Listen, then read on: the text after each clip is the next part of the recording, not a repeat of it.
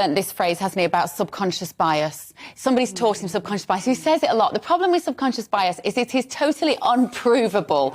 The whole point of the subconscious is you aren't even aware of it yourself. So another person cannot be held to account for something that you might be doing subconsciously. It's the great unprovable. But Beverly, I feel it's so sad. And I think the question to ask is, why have you all watched it and not felt their pain? Oh, I did. And why not feel that if they've gone through abuse or they feel that they've been unfairly treated, why did you not feel that? I didn't feel they'd been unfairly treated. What I felt having watched them, and I went in it thinking, you are both narcissistic loons. And then I watched it. Right. And then I was like, okay, maybe there are two sides to this story. Do I think that she has to live with this obsession? I need my truth to be told. That's the bit that I'm not sure. I think there's a naivety about whether they're always going to keep everybody happy. I feel that she thinks, well, as long as she was an actress, everybody liked her. She became royalty. You became controversial. Actually, she didn't like everybody liked her when she became royalty. They did. We loved that wedding. And what I think struck me about you mentioned narcissism. You know, there they are in their beautiful house that most of us would give our right arm and our leg to actually live in.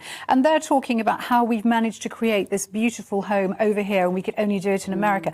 They spent $2.5 million. They gave it back. Renovating they gave it back, on Susan. the Windsor How would you like to be? How would you like to be abused every day? They gave it back. Oh, I am, Narinder. They gave it back. No, they've been abused on a worldwide level. You wouldn't like that about lies. I mean, she got a lot of bad press, but she didn't. I think what happened was they became. Of course, there was, but it was about, for me, it wasn't about race. It was about. I said this yesterday. Not for you, but it was for the media. So it was more about her not being rich. It was about her not being aristocracy. It's about her not getting the culture of bowing to the Queen. Well, do you know what? That's been done for years, and that was. But what do you were not think she's into. just saying it's a bit old-fashioned? Actually, why are we? No one is better than me. Why is she saying they're not better than me? There are plenty. What's wrong with that? It's illogical. The moment that GB News clip resurfaced online, the energy around it felt so familiar.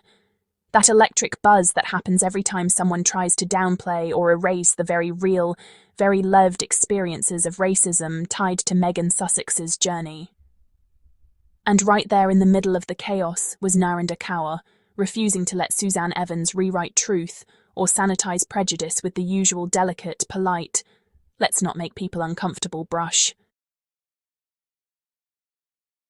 From the second Narinder said, it was a racist act, you could practically feel the air leave Suzanne's lungs because she was not prepared for someone who actually knew what she was talking about, someone who wasn't afraid to call things what they are. Narinder stepped into that studio with her spirit wide awake, her mind razor sharp, and the truth sitting proudly on her tongue. And the beauty of it? She didn't flinch, not once. While Suzanne Evans tried tapping dancing around racism like it was an optional conversational accessory, Narinder stood her ground, bold, bright, and absolutely unmoved. That moment wasn't just a clash, it was honesty brushing up against denial, and honesty winning. Because let's tell the truth, every time Meghan Sussex spoke about the racism she endured, from the dog whistle headlines to the violent comments under every story about her, the world saw it, the world heard it, the world recognized it. The only people pretending they didn't are the same ones who treat racism like it's a mythical creature, something they read about once in a dusty book but have never encountered personally. And Suzanne Evans leaned on that exact strategy, acting like Meghan and Harry's claims were exaggerated, embellished, or a misinterpretation of innocent comments. But we know better. Narinder knew better. And she wasn't going to sit politely and let anyone gaslight Meghan Sussex, especially not on live TV. And the way Narinder delivered her responses. Honestly, it was a joy to witness. She spoke with the kind of clarity that only comes from lived experience. She didn't soften her words to make Suzanne comfortable. She didn't do that British media politeness dance where you allow someone's ignorance to slide just because they said it with a smile. Narinder called racism, racism, bias, bias, and denial, denial.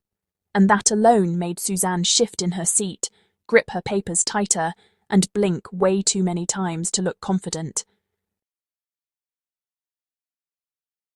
because the truth stung, and Suzanne felt it.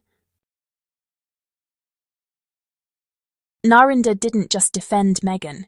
She defended the right for any person of colour to call out what they see, to name the disrespect, to identify the prejudice without being told to, calm down or stop exaggerating.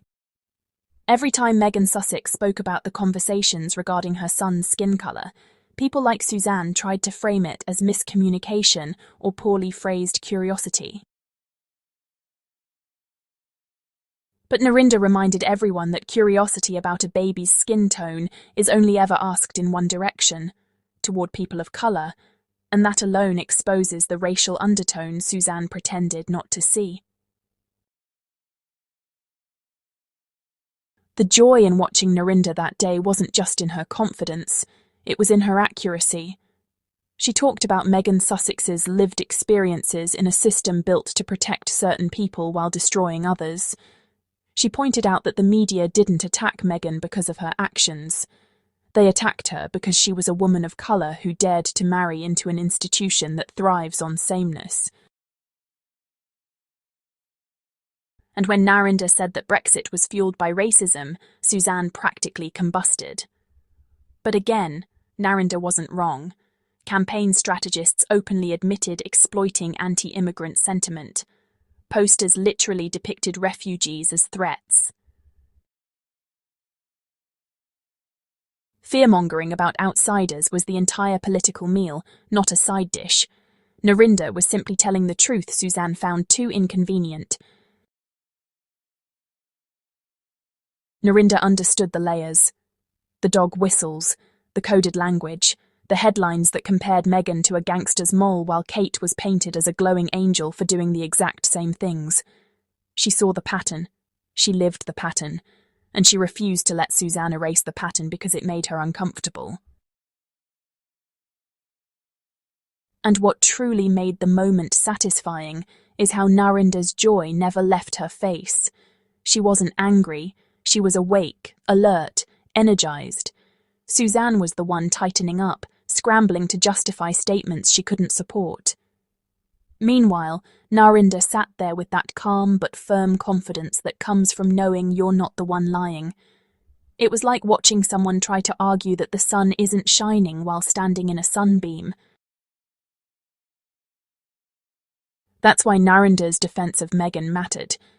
Because it wasn't only about one woman being mistreated. It was about the long history of women of colour being questioned, dismissed, or punished for naming their experiences. It was about the weaponization of politeness. It was about people wanting Meghan to suffer in silence so they could maintain the illusion that the British media is fair and the monarchy is spotless. Narinder refused to participate in that fantasy. And Meghan Sussex? She didn't lie. She didn't exaggerate. Every hateful headline is archived. Every racial slur hurled at her is documented. Every biased comparison between her and Kate is still online. Meghan's crime was existing in a space that never wanted her, shining anyway, and refusing to shrink. And Harry? His crime was loving her enough to protect her. That alone made the establishment furious. Narinder saw that, she named that, and she defended that. She highlighted the double standards, like how Prince Andrew's scandals were treated with kid gloves, while Meghan breathing sideways became a national emergency. She drew attention to the way the British media can forgive anything from the people they respect, yet twist the smallest gesture into an offence when it comes from someone they resent. And Suzanne couldn't counter those facts because she knew they were true. What made this clash so unforgettable is that Narinder wasn't debating from emotion. She was debating from evidence. She remembered the headlines, the biased coverage, the racist tropes, the public harassment, the palace silence. She remembered the way Meghan's mother was treated, the way Meghan was blamed for every family feud, the way her pregnancy was dissected with a cruelness Kate never faced. And she said no. Not today. Not on her watch. Watching Narinder dismantle Suzanne's attempts to trivialize racism felt like watching someone open a window in a stale room. The truth came rushing in, clean, fresh, undeniable. And the smile on Narinder's face as she spoke made it even sweeter. She wasn't afraid of Suzanne's discomfort. She wasn't intimidated by the setting. She wasn't worried about backlash, because when the truth is on your side, fear isn't necessary. Narinder brought joy into truth-telling. She made honesty feel light,